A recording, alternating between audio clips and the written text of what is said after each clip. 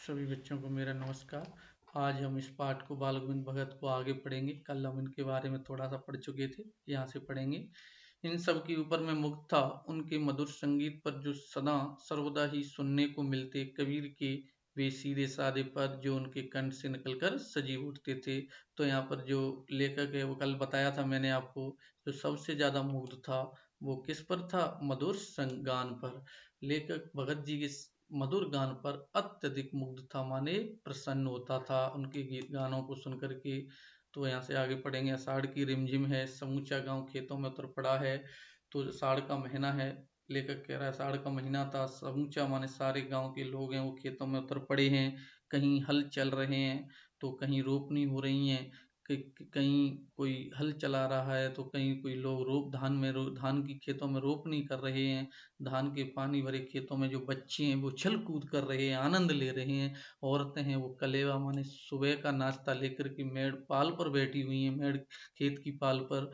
आसमान बादलों से घिरा हुआ है, धूप का नाम तक नहीं है, चारों तरफ से आसमान आसमान में बादल छाए हुए हैं, धूप नहीं निकली। और ठंडी पुरवैया माने पूर्व से चलने वाली ठंडी ठंडी हवा चल रही है। ऐसे समय में आपके कानों में एक स्वर तरंग झंकार कर उठी, माने ऐसे समय में आपके कानों में एक स्वर तरंग बहुत ही सुंदर आवाज सुनाई देती है। यह क्या है, या कौन है, या पूछना ना पड़ेगा, आपको ये पूछने की जरूरत नहीं पड़ेगी कि ये आवाज है वो किधर से आ रही है और किसकी है।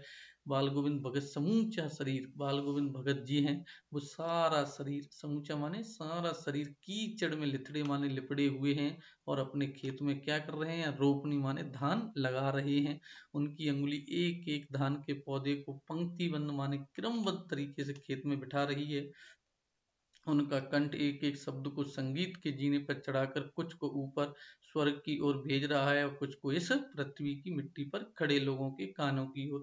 तो उनकी जो मधुर संगीत की आवाज है वो कुछ आवाज ऊपर आसमान स्वर्ग की तरफ जा रही हो, मानो कुछ ईश्वर तक पहुंच रही हो, और कुछ मानो उनके यहाँ पर जो पृथ्वी पर खड़े हुए लोगों के कानों तक। बच्चे खेलते हुए झूम उठते हैं उनके गानों को सुन करके, और मेड़ों पर खड़ी हुई औरतें हैं उनके होठ कांपने लग जाते हैं और वे भी खुद गाने लग जाती, गुनगुनाने लगती हैं। और जो हलवाई जो हल चलाने वाले लोग हैं उनके पैर ताल से उठने लगते हैं, जल्दी जल्दी उनके पैर ताल से उठने लगते हैं। और रोपनी करने वाली जो उंगलियां एक अजीब क्रम में चलने लगती हैं, माने जल्दी जल्दी चलने लग जाती हैं।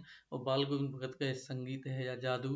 तो इस प्रकार से बाल गोविंद भगत जी के यहाँ पर संगीत को क्या कहा गया है? जादू कहा गया है। तो यहाँ से हम प्रश्न बना सकते हैं, आषाढ़ में खेतों में क्या चल रहा है? तो यहाँ पर हम बना सकते हैं, आषाढ़ में खेतों में क्या कर रहे हैं? सारे लोग रोपनी कर रहे हैं। क्या कर रहे हैं? रोपनी हो रही है। और यहाँ से हम प्रश्न बनाते, बाल गोविंद भगत अपने खेतों में क्या कर रहे हैं? यहाँ से हम प्रश्न बना सकते हैं, बाल गोविंद भगत भी अपने खेतों में क्या कर रहे हैं?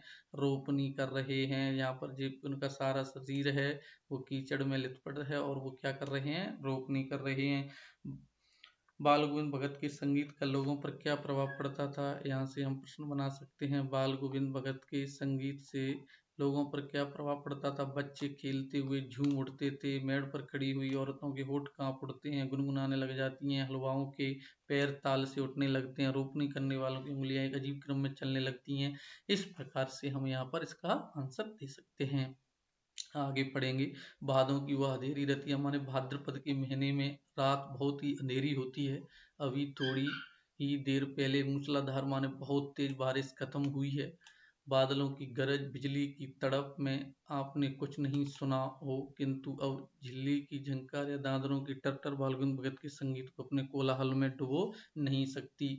तो लेखक कह रहा है आपने चाहे कुछ भी नहीं सुना हो बादलों की गर्जन में और बिजली की तड़प में ले और दादरों की टरटर की आवाज में, लेकिन आपने भगत के संगीत को अपने कोलाहल में डुबो नहीं सकती। माने जो भगत जी का संगीत है, जी आवाज है, उनको अपने कोलाहल में माने शोर में डुबा नहीं पाती हैं। उनकी खंजरी टिम टिम बज रही है, इतने कोलाहल में भी उनकी खंजरी की जो आवाज है वो बिल्कुल साफ दिखाई सुनाई दे रही है और वे गा रहे हैं। गोदी में पियुआ चमक उठे सकिया चेप उठे ना।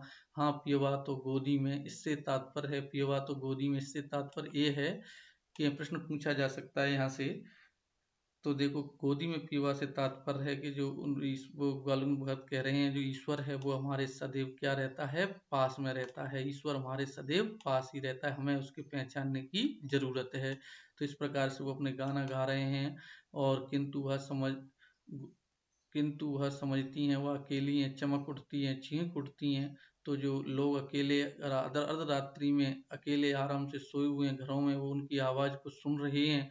और उसी भरे बादलों वाले भादों की आधी रात में उनका यह गाना अंधेरे में अकस्मात कौंध उठता है, माने चमक उठता है, माने इतनी सन्नाटे भरी जो रात है, इतनी शांत रात में उनका जो गाना है वो सबको सुनाई देने लगता है, बिजली की तरह चमक उठता है। अरे अब सारा संसार निष्पद्धता माने शांति पूर्वक सन्नाटे में सोया हुआ है, बाल गोविंद भगत का संगीत जाग रहा है, सिर्फ और सिर्फ जाग रहा है। तो बाल गोविंद भगत का संगीत और जगा रहा है, तेरी गठरी में लागा चोर मुसाफिर जाग जरा।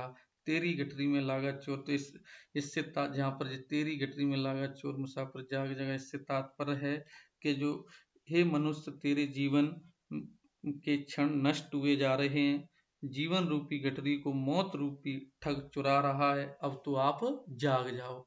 तो इस प्रकार से यहाँ पर तेरी गठरी में लागा चोर जरा, तो इसका अर्थ है। सभी बच्चों ने सुना होगा। और यहाँ से हम प्रश्न भी बना सकते हैं, किस प्रकार से भादों की रात का वर्णन अपने शब्दों में कीजिए। तो हम भादों की रात है, वो अंधेरी रात है, मूसलाधार बरसात हो रही है, बिजली गरज रही है और बिजली तड़क रही है, बादल गरज रहे हैं। इस प्रकार से हम यहाँ पर भादों की रात का वर्णन कर सकते हैं। गोदी में पीवा से बालगुण भगत का क्या तात्पर्य है? तो यहाँ पर जो गोदी में पीवा से बालगुण भगत जी का तात्पर्य है कि परमात्मा हर मनुष्य के पास है, उसकी गोदी में, बस उसे देखने परखने की जरूरत है। गोदी में पीवा माने जो ईश्वर है वो सभी के पास है, लेकिन उसे देखने और पहचानने की जरूरत है। यहाँ से भी एक प्रश्न बन सकता है कि तेरी गठरी में लागा चोर मुसाफिर जाग जरा, इसका क्या आशय है? तेरी गठरी में लागा चोर मुसाफिर जाग जगा, तो इसका आशय यह है कि हे मनुष्य, तेरे जीवन के क्षण नष्ट हुए जा रहे हैं, तेरा जीवन है वो नष्ट हुए जा रहा है और जीवन रूपी गठरी को मौत रूपी ठग चुरा रहा है। इसीलिए हे मनुष्य, तू अब भी तो जाग जा, अन्यथा तेरा जो जीवन है वो व्यर्थ ही चला जाएगा। तो इस प्रकार से हम यहाँ पर जो प्रश्न बने इनको हमने पढ़ा, सभी ने ध्यानपूर्वक सुना होगा। धन्यवाद। कल हम इससे आगे पढ़ेंगे।